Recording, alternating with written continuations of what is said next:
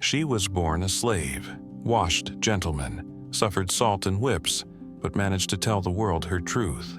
Mary Prince's story is based on real events and was the first voice of a black woman in the British Empire that could not be silenced. They did whatever they wanted with her. The story of Mary's slave and her 4 masters. One of her owners, the elderly Darrell, demanded that Mary personally wash him. Refusal was impossible, or severe punishment would follow. "Do you want to go back to mining salt?" He grinned. And Mary, gripped by fear, would shake her head. After 17 hours in the water, her body refused to obey. The chores at home were hard, but compared to the hell of the salt mines, they were almost a vacation. Mary was born in 1788. That same year, her family, who bore the surname Prince, was sold.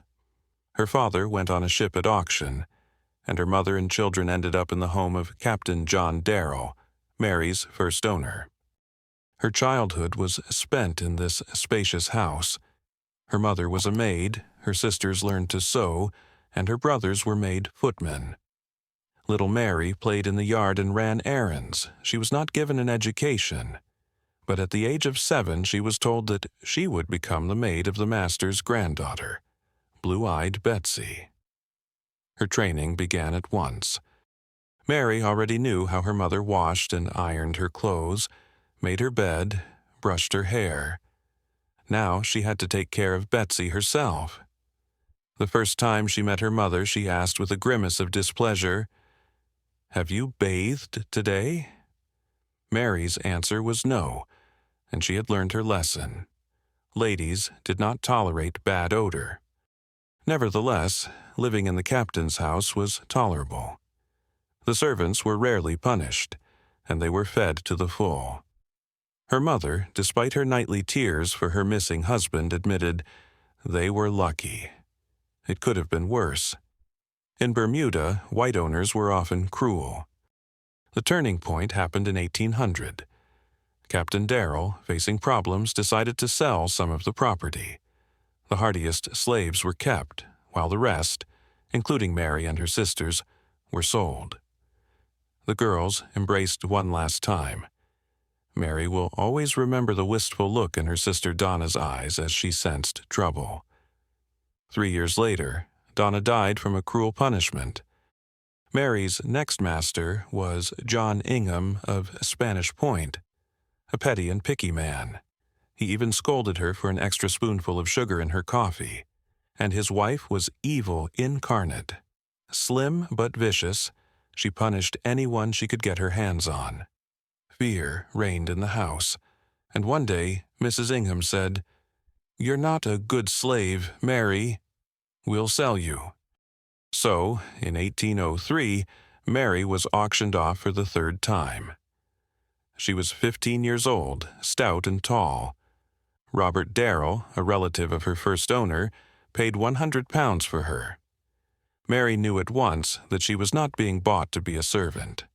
The salt work was waiting for her, the hardest and most grueling. 17 hours a day in the sun. The salt corroded her skin.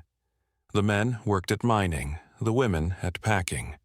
The owners got rich, and the slaves suffered. Mary spent several years in the field. But one day her previous owner, Robert Darrell, remembered her and took her into his home.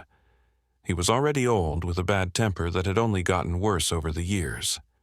In his house, Mary had the humiliating task of bathing her master in the same font, naked, every week. She hated it, but she could not object. For the slightest protest, he threatened to return her to the salt mine.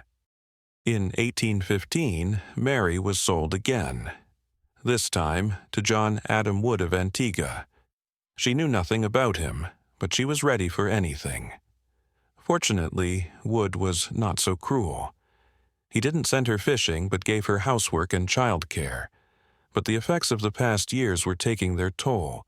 Her arms and legs ached, and her fingers were stiff. One day, Mary asked for permission to attend church, and got it. She learned to read in a temple in Antigua. 2 years later, she was baptized, and there she met Daniel James, a former slave who had bought his freedom. He began courting Mary and soon proposed to her. Family happiness was fleeting. The owners didn't care that she was married. When Daniel visited his wife, the landlady was furious.